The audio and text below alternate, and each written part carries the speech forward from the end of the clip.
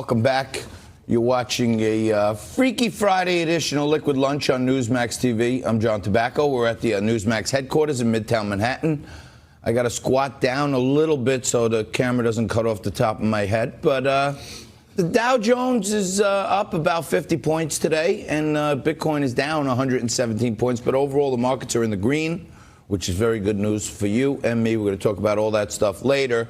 But right now, we're going to mix it up like we always do. Joining us again, John Burnett, representing the Republican side. He's a managing director at One Empire Group. And David Eisenbach is a former candidate for New York City public advocate and professor at Columbia University, our own presidential historian. Gentlemen, it's nice to have you back together again. Yes. The band's all here.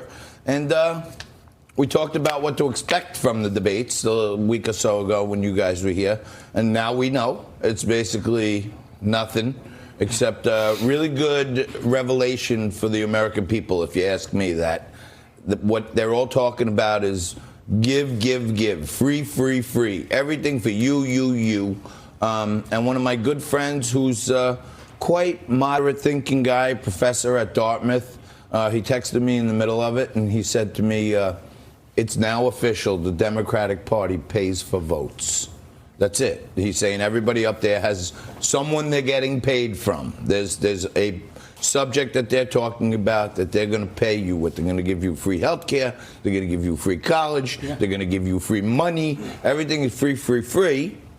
But nothing tops this, guys. Take a look at Andrew Yang. That's why I'm going to do something unprecedented tonight. My campaign will now give a freedom dividend of $1,000 a month for an entire year to 10 American families, someone watching this at home right now. If you believe that you can solve your own problems better than any politician, go to yang2020.com and tell us how $1,000 a month will help you do just that. This is how we will get our country working for us again, the American people.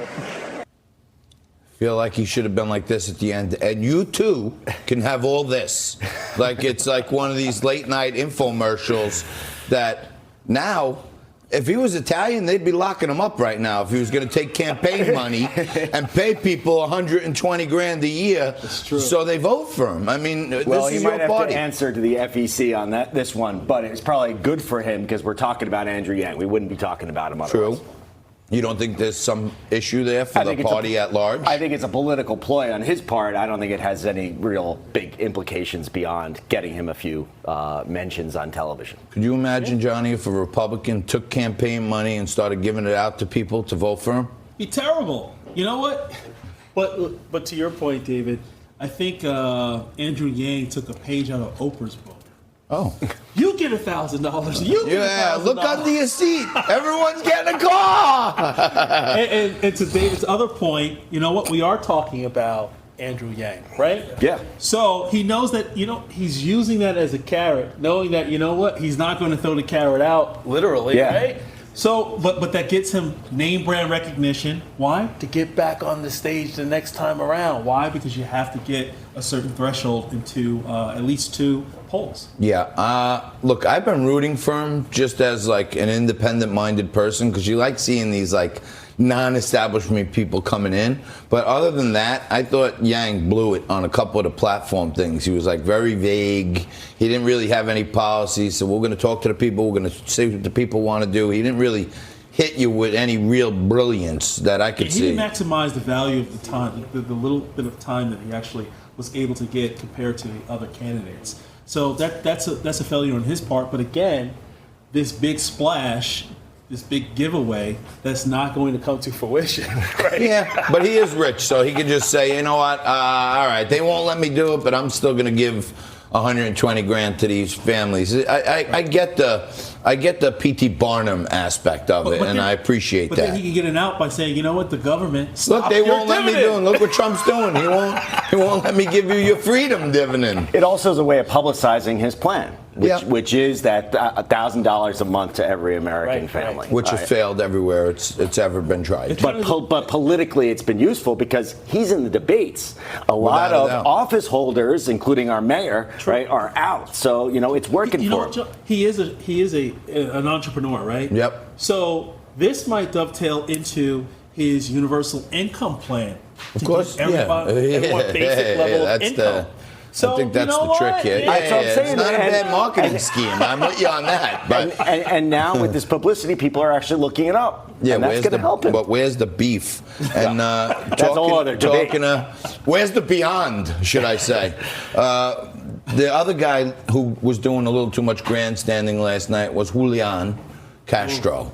And we talked about it a little in the open, but I'd like to get your guys' thoughts. And I'm sure you saw it, but just take a look at Biden's face through the whole thing. I think it's hysterical. Barack Obama's vision was not to leave 10 million people uncovered. He wanted every single person in this country covered. My plan would do that. Your plan would not. They do not have to buy in. They do not have to buy in. You just said that. You just said that 2 minutes ago.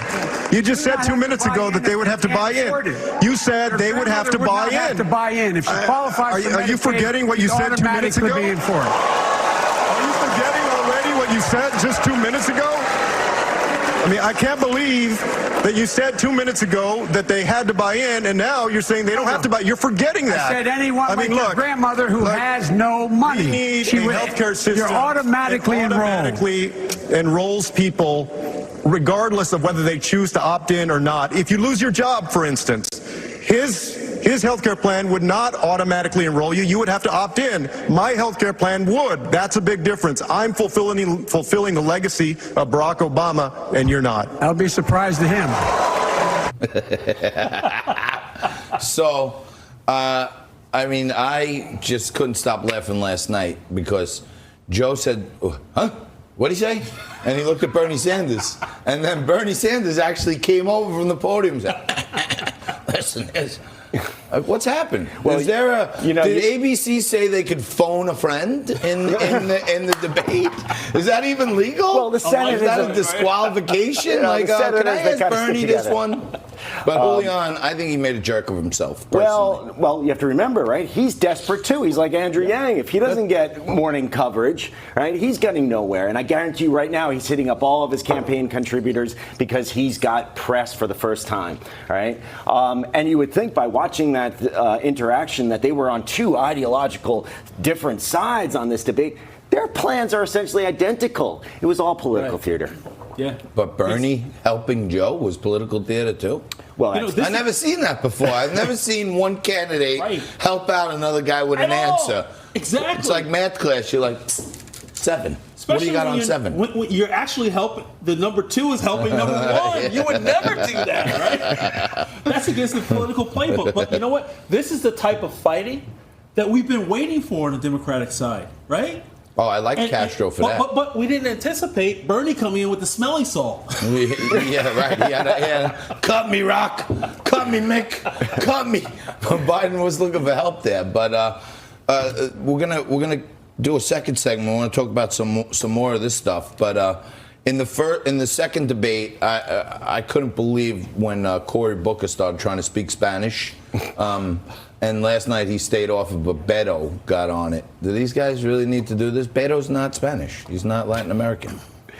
Well, being Robert O'Rourke is not going to get you many votes down in El Paso. So, it's worked for him. So you put on a sombrero and a mustache and start speaking Spanish and you get votes? He's got his thing. I don't think it's going to get him anywhere in terms of this presidential primary, though. Johnny? He's desperate.